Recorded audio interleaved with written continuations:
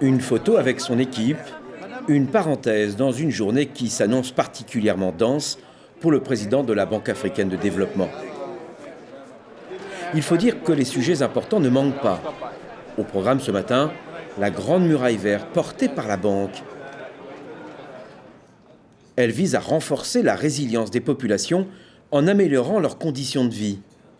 Autre objectif de ce mur, limiter les effets des changements climatiques dans cette région particulièrement frappée par la désertification. Because this is all about getting a green growth and inclusive growth for Africa, which is crucial. And two things, in my view, are very fundamental. First is that we must have fiscal incentives that allows people to plant more trees. I think it's important that we take this debate.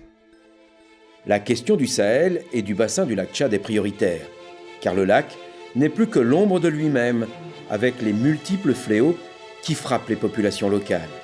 Sécheresse, violence, pauvreté, la région pourrait devenir une contrée d'exode massif, selon les Nations Unies. We must save the Lake Chad. To do that, we require $14 billion. And I believe that there's a political will and a consciousness of the fact that if we don't do that, we will not only have greater environmental degradation, we will also have a lot more terrorists going all over that place, just breeding because of that. It's very crucial for the environment, it's very crucial for national security, and it's very crucial for global security as well. La pauvreté qui est massive dans le Sahel n'est pas acceptable. Et il faut aussi comprendre que l'Afrique et bien sûr le Sahel ne doivent pas devenir les zones, ce qu'on peut dire le musée de pauvreté. Qu'est-ce qu'on va faire avec la pauvreté? Non.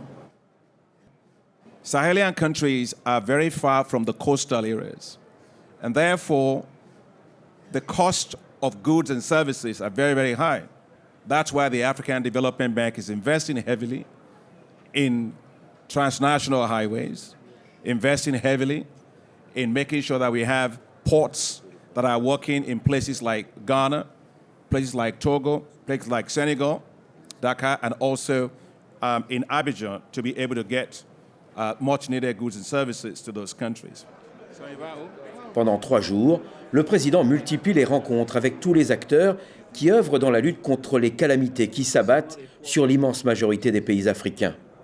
Ce sont ici des parlementaires et des représentants des ONG africaines qui évoquent les dossiers les plus brûlants. Je pense que c'est déjà une bonne chose que le président Obama a pris l'engagement de venir et de parler, mais nous comptons sur vous parce que vous connaissez les problèmes de la pauvreté en Afrique. Près de 40 minutes de discussion à bâton rompu, des échanges directs, sans langue de bois, c'est la marque du président Adesina. The reason why it's very difficult for Kenyans or Ethiopians to win football is because they are used to long distance. Yes. And some of us are used to short distance. The discussion on climate change is not a short distance, it's a long distance. Correct.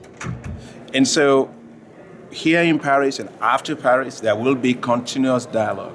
And as a representative of the parliamentarians and civil society, I think you have to continue to put your voice on this issue.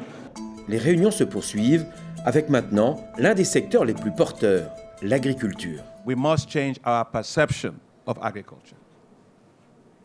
Agriculture is not a way of life. It's a business. We must be a sector that creates wealth, not a sector that basically manages poverty. We must diversify very fast our economies from oil and gas. We must make sure that we are getting our wealth from soil wealth, not just from oil wells. Une dernière rencontre dans cette journée marathon, Akon, la star de R&B, s'invite dans le combat mené par la Banque africaine de développement.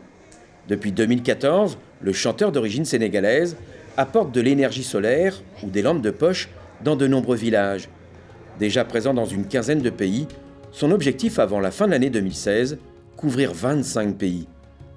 L'énergie sous toutes ses formes, et l'électricité en particulier, c'est l'une des 5 priorités affichées dès le début de son mandat par le président Adesina.